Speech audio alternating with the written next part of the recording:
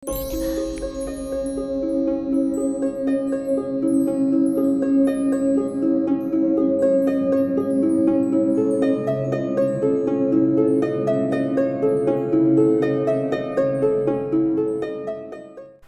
malam dan selamat datang kembali Sobat Rumah Horor Indonesia. Kembali lagi saya Denny, narator RHI, menjumpai kalian untuk membacakan sebuah cerita horor di malam hari ini. Di kesempatan kali ini kita kedatangan sebuah cerita mengenai perempuan yang pernah mengalami raga sukma, sampai pada akhirnya dia mengalami peristiwa-peristiwa mistis. Oke, langsung saja, ini dia Ritual Meraga Sukma. Namaku Ana. Saat itu aku masih bersekolah. Kejadian ini bermula dari rasa iseng aku dan kawan-kawanku ketika jenuh dengan aktivitas di sekolah. Aku ingat hari itu langit mendung, namun tidak hujan. Suasana yang gelap membuat sekolah menjadi agak menakutkan. Jam menunjukkan pukul 3 sore. Artinya sebentar lagi bel tanda berakhirnya kegiatan belajar mengajar akan berbunyi. Tidak begitu lama akhirnya bel pun berbunyi. Suasana kelas menjadi ramai. Sorak-sorai dari seluruh penjuru sekolah mulai terdengar. Tidak ada yang menyangka kalau suasana ramai di sore itu sebentar lagi berubah menjadi menyeramkan. Setelah selesai berdoa, sebagian siswa berhamburan keluar kelas, kecuali aku, Laura, Ruby, Jendra, Irma, dan Rizky. Kami saling bertukar pandang dalam diam. Laura melempar senyum, sementara aku dan yang lainnya mendadak menjadi gugup. Kami menunggu sampai satu persatu siswa keluar kelas. Dan setelah suasana sepi, muncul Ardi dan Bagus dari ruang kelas sebelah.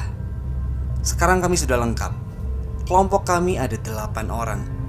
Kami memang membentuk sebuah kelompok untuk mencari-cari hal mistis di sekolah kami. Kali ini kami tengah berencana untuk melakukan sebuah ritual di dalam kelas. Suasana kelas saat itu sudah remang-remang. Langit masih mendung dan hujan masih belum juga turun. Suara siswa dan siswi di luar kelas sudah mulai sepi. Tandanya hampir semua dari mereka sudah pulang. Laura meminta kami semua duduk melingkar dengan memejamkan mata sambil berpegangan tangan. Sebelum memulai aktivitas ini, Laura membuka sebuah buku dengan judul Meraga Sukma. Aku dan temanku yang lain sampai terkejut dengan buku yang dia pegang.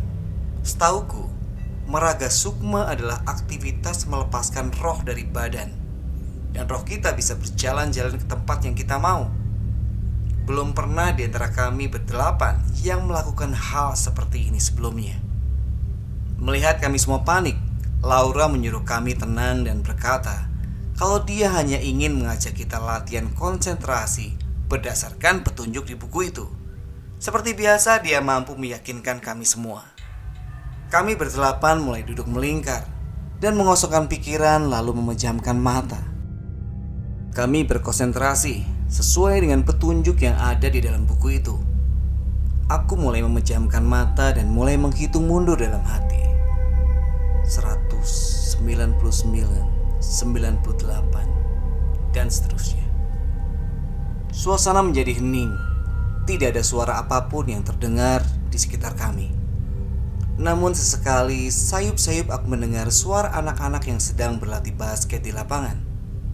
Tiba-tiba Laura berkata kalau kita tetap harus berkonsentrasi pada hitungan, karena sebentar lagi kita akan merasakan kehadiran makhluk lain di ruangan ini dan meminta kita untuk tidak menutup diri kepada mereka. Aku melakukan apa yang telah dikatakannya. Dan benar saja, mendadak aku merasakan suhu di ruangan ini berubah drastis. Tidak lama pintu kelas tiba-tiba terbanting sendiri dengan sangat keras. Kami semua sontak membuka mata dan membubarkan formasi. Irma menyembunyikan wajahnya di pundakku sambil ketakutan. Tiba-tiba angin yang sangat besar masuk ke dalam ruang kelas melalui pintu disertai daun-daun kering yang juga ikut masuk, sehingga membuat kelas kami berantakan. Kami tidak ganggu, tolong jangan ganggu kami, teriak Laura. Laura membentangkan tangannya di hadapan kami. Dia seperti berusaha melindungi kami. Tidak lama, angin pun reda dan suasana kembali normal. Kami semua berpandangan satu sama lain dan memutuskan untuk menghentikan ritual tersebut. Kami pun kemudian beranjak untuk pulang ke rumah masing-masing. Aku berusaha untuk tidak serius memikirkan kejadian sore itu. Pintu yang terbanting tadi, kuanggap hanya angin biasa dan hanya kebetulan saja. Karena kelelahan, ketika sampai di rumah, aku langsung mandi dan tidur di atas ranjang. Tapi yang kurasakan, ada yang aneh dengan kamarku. Seakan ada aura berbeda yang mengisi ruangan itu. Namun aku tidak memperdulikannya. Dan tidak lama kesadaranku mulai hilang dan aku pun tertidur. Aku mendadak bangun ketika tiba-tiba aku merasakan ada suatu benda berat menindihku. Aku berusaha sekuat tenaga untuk bisa lepas dari tindihan itu. Namun itu sangat sulit. Aku terus berusaha dan berdoa. Hingga tidak berapa lama, akhirnya aku bisa terbebas dari tindihan itu. Aku terduduk sambil memandangi jam yang hampir menunjukkan pukul 11 malam. Suara dentuman jarum jam begitu jelas terdengar di telingaku. Aku pun kembali memejamkan mata. Tapi belum lama aku terpejam, tiba-tiba sesuatu kembali mengusik kenyamananku. Kali ini badanku kaku, tidak bisa digerakkan. Aku berteriak, tapi suara yang ingin kukeluarkan teredam dan hanya memantul di dalam otak.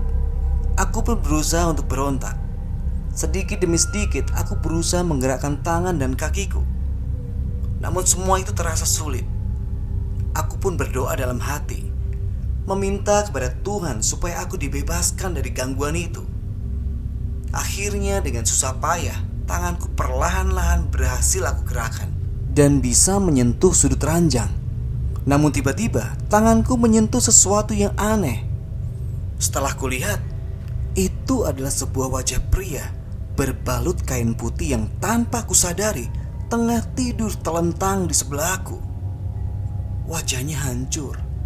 Dari bagian pipi dan lubang hidungnya keluar belatung yang sangat menjijikkan. Dan baunya yang sangat busuk itu seperti bau bangkai.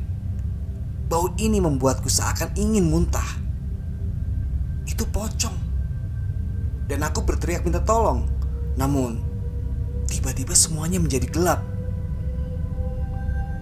Entah berapa lama aku pingsan. Aku tiba-tiba tersadar dengan keringat dingin membanjiri tubuhku. Kemudian aku bangkit dari tempat tidur dan mulai mengalami skizofrenia yang hebat. Nah, buat informasi aja, skizofrenia ini kalau saya baca itu semacam halusinasi dan kekacauan berpikir. Oke, lanjut ke ceritanya. Dengan susah payah, aku berjalan menuju ruang tamu dan kulihat ibuku masih nonton TV. Aku bertanya apakah dia mendengar suara teriakanku tadi. Ibuku menjawab, dia tidak mendengar suara apapun. Aku langsung menceritakan kejadian yang baru saja kualami. Ibu bilang bahwa aku mengalami ketindihan atau erep-erep, dan itu terjadi karena aku terlalu lelah. Keesokan harinya aku menceritakan ini kepada teman-temanku, dan mereka semua berkata kalau mereka mengalami hal yang sama denganku, termasuk juga Laura. Laura mengatakan bahwa ketika kami melakukan ritual Meraka Sukma, dia sempat melihat sekilas ada pocong yang mengikuti kami satu persatu. Namun dia tidak berani bilang. Sejak saat itu, aku tidak mau lagi mengikuti ritual-ritual mistis. Aku dan juga teman-temanku akhirnya membubarkan diri dan tidak pernah lagi mencari hal-hal mistis di sekolah. Oke, itulah akhir dari cerita horor kita di malam hari ini. Memang ya, sebaiknya kita tuh gak usah cari penyakit gitu ya.